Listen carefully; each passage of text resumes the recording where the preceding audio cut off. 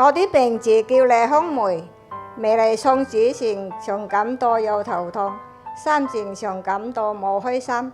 後來認識一位基督徒，佢帶我返去嗰啲教會，我返了2個星期參加崇拜，感覺人哋開心了。但如果唔使坐車返教會更加好啦。於是我開始學祈禱，求耶穌為我靈魂一間，唔使坐車直逛啲教會。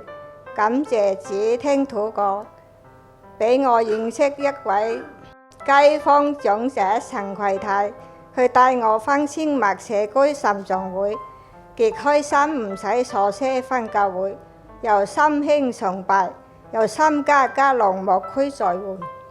第一次嘉樂聚會，女組長為我祈切禱告，因我返崇拜和嘉樂聚會，聽了好多關講耶穌為愛我們，甘願為我們的罪釘死在十字架上死。我感覺到耶穌的愛，我願意認罪，求耶穌赦免我的罪，所以我照跟住組長祈切，願意跟隨耶穌。信咗之後，我開心多了，頭痛也冇了啦。感謝耶穌的救恩和醫治，我願意為主做見證，俾認識我的朋友也能認識主耶穌。希望佢們有一禮救恩之福。